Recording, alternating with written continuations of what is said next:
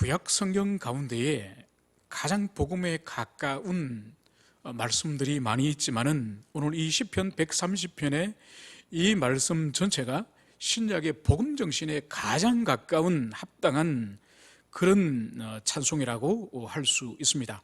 오늘 전체를 다 우리가 살펴볼 수는 없지만은 대략적인 중요한 부분들을 우리가 함께 살피기를 원합니다. 이 시편, 이 노래 또한 성전으로 올라가면서 불렀던 그런 노래인 것입니다. 그러니까 이스라엘 백성들이 성전으로 올라가면서 하나님을 배우러 지금 나가면서 이 찬송을 온 공동체가 함께 불렀음을, 그것을 볼 수 있습니다. 오늘 1절에서는 여호와여 내가 깊은 곳에서 주께 부르짖나이다. 바로 이 시인이 지금 어떠한 상태에서 오늘 이 찬송을, 이 노래를 부르는지 그것을 볼 수 있습니다. 오늘 이 시인은 자신이 깊은 곳에서 주님께 부르짖는다, 이 말씀을 여기서 하고 있습니다. 이 원어적인, 이 깊은 곳이라는 이 원어적인 의미는 바다 깊은 곳을 말합니다. 깊은 바다 속에서 지금 부르짖음을 말하는 것인데, 이것은 상징적이고 비유적인 것이죠. 이것은 바로 뭔가 하니까 우리 인생의 깊은 10년의 그 고난의 현장에서, 깊은 그 환난의 현장에서 다윗의 표현을 빌린다면 사망의 음침한 골짜기, 그곳에서 오늘 이 시인은 여호와께 오늘 부르짖고 있다는 것을 여기서 보여주는 거예요. 여러분, 오늘 이 시인의 복됨을 우리가 볼 수 있는 것이 바로 뭔가 하니까 이 깊은 곳, 우리 인생에서 수시로 있는 깊은 곳을 하나님이 허락하시지 않습니까? 때로는 인간관계 때문에 우리가 깊은 곳으로 우리가 빠질 수가 있습니다.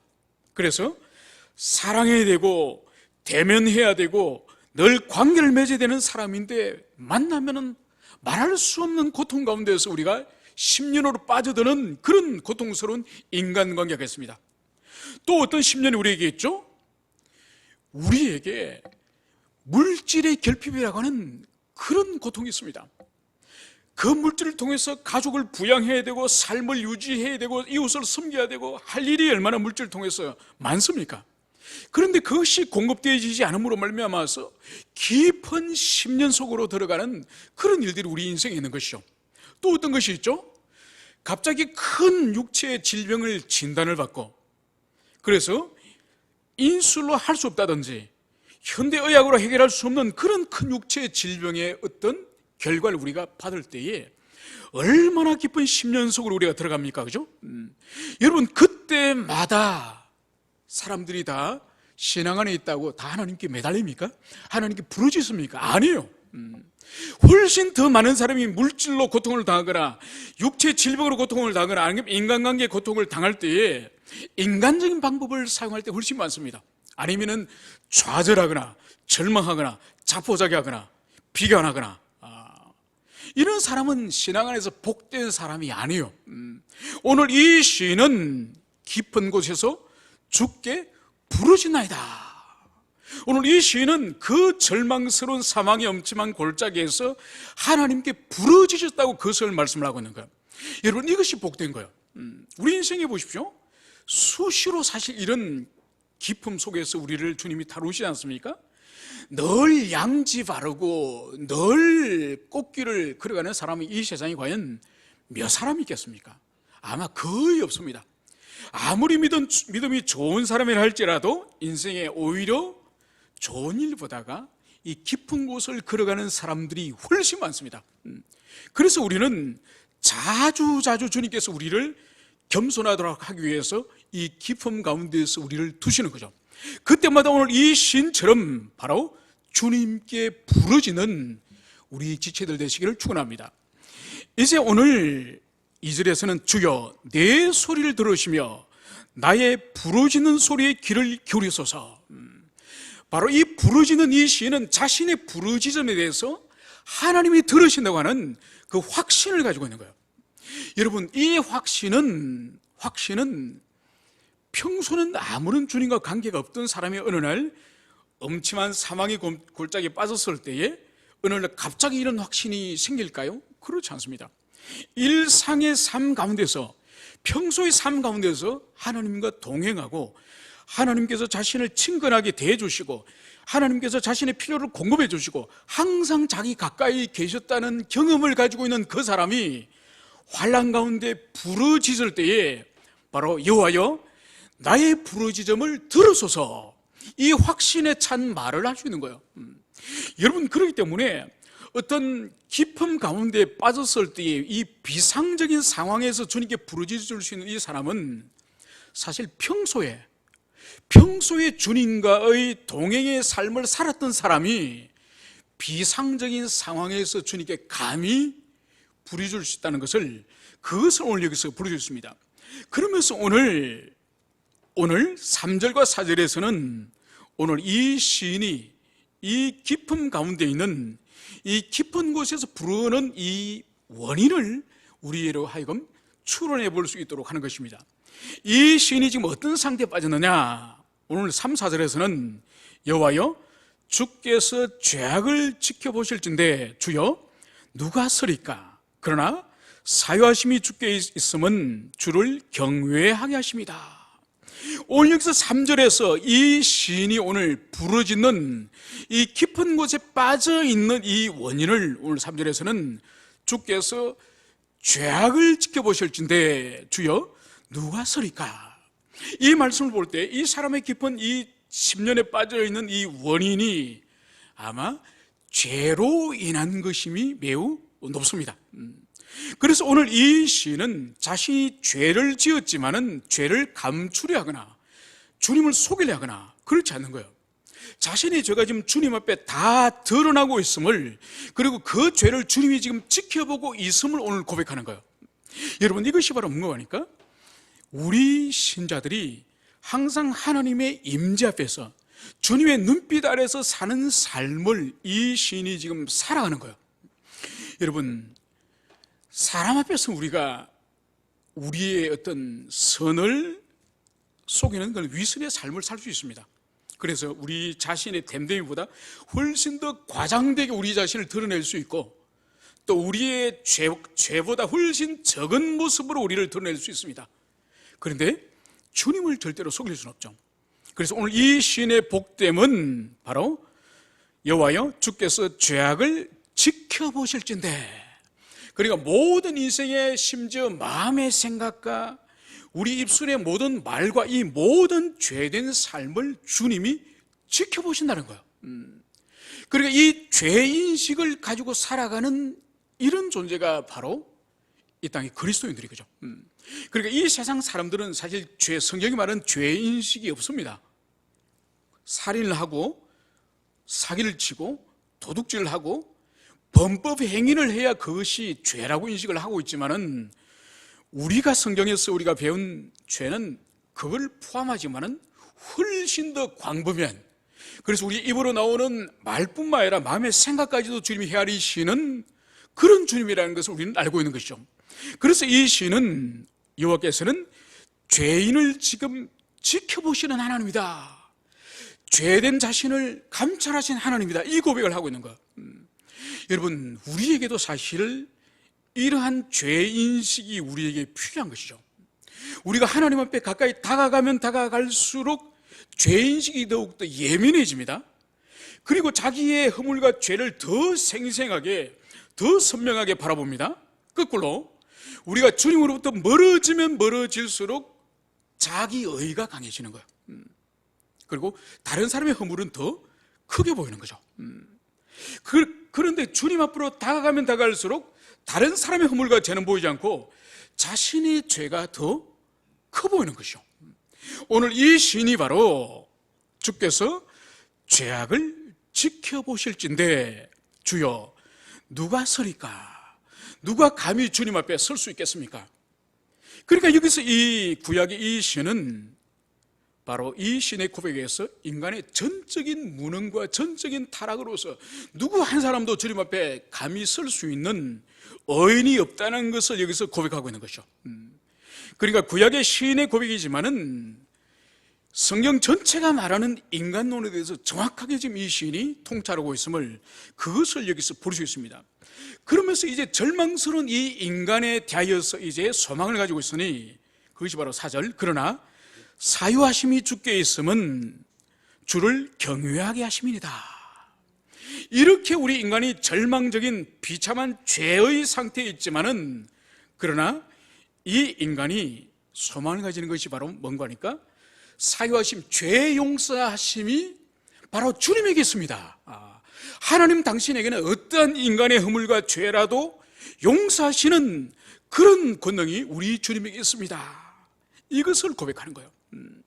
여러분, 이것이 오늘날 우리에게, 참된 성도들에게도 반드시 필요한 것이죠.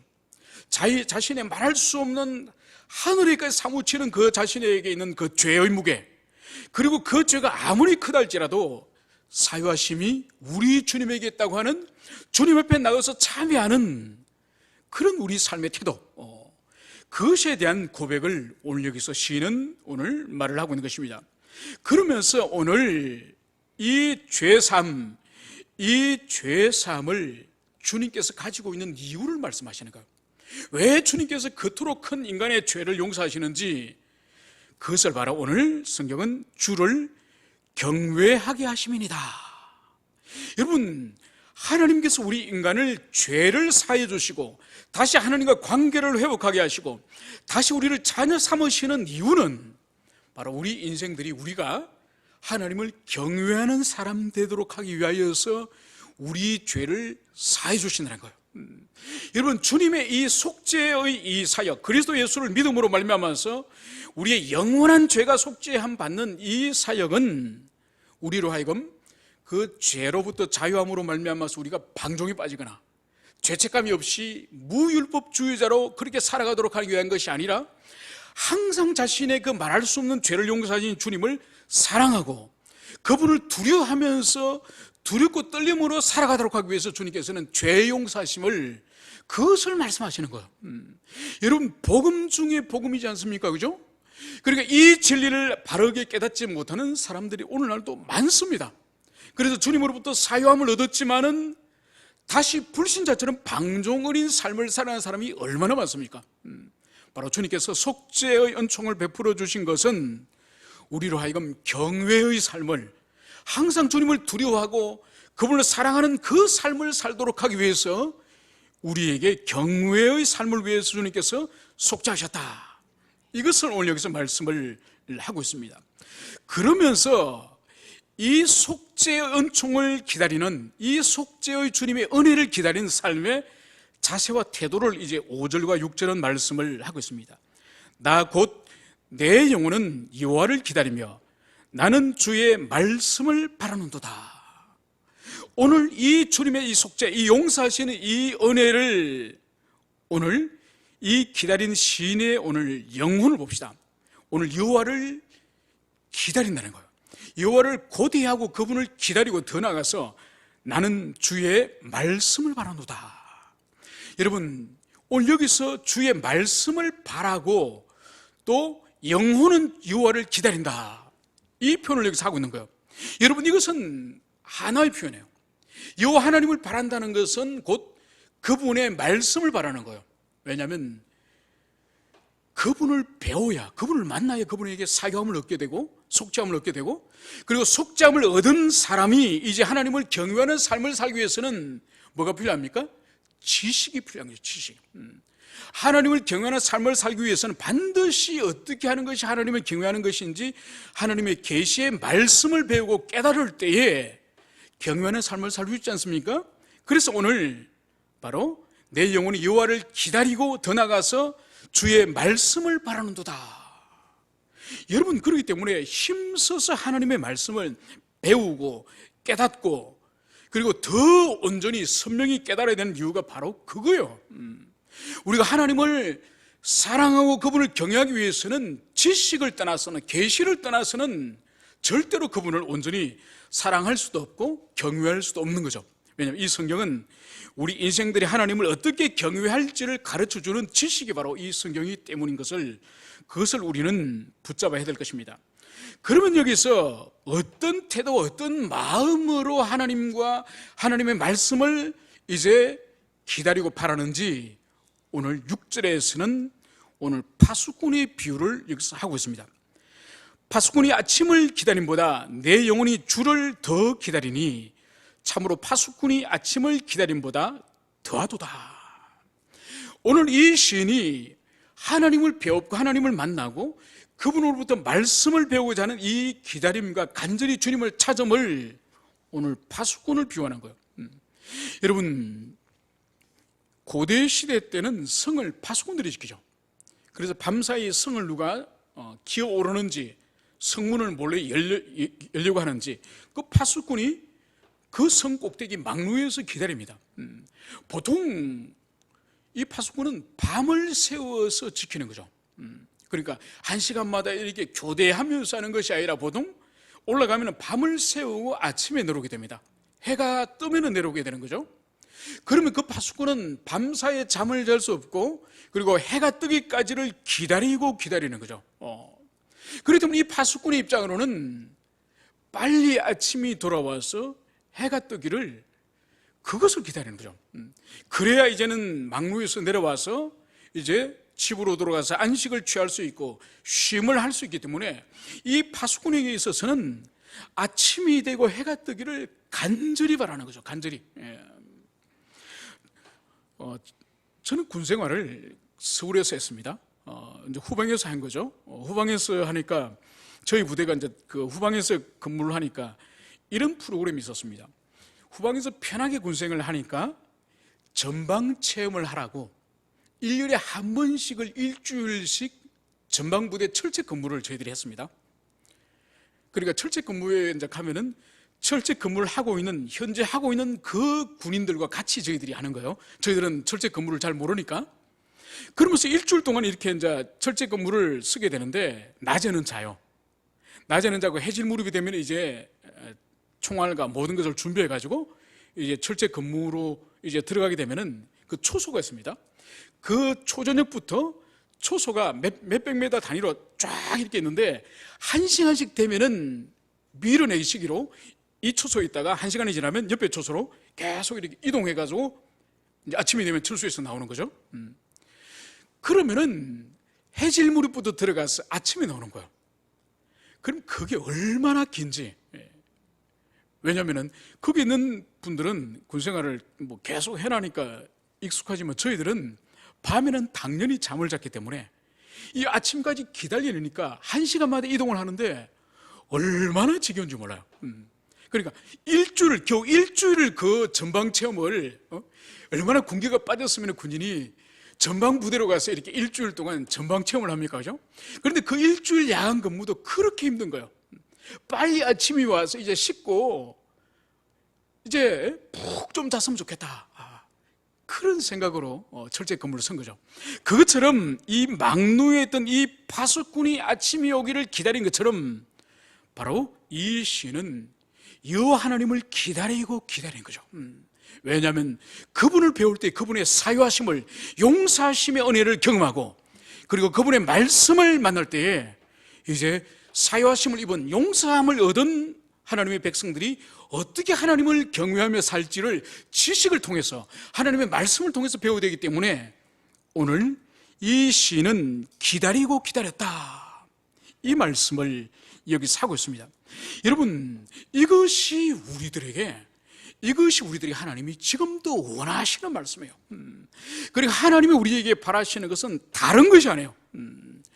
우리가 어제 이 131절에서도 우리가 131편에서도 묵상했지만은, 하나님이 가장 원하시는 것은 131편에서도 여기서도 주님 원하시는 것은 큰 일과 감당하지 못할 놀라운 일을 하려고 힘쓰지 아니하였다. 하나님 우리에게 어떤 이 세상에 사는 동안에 큰 일을 하기를 원하시고, 우리가 감당할 수 없는 그런 엄청난 일을, 그걸 주님 원하는 게 아니에요.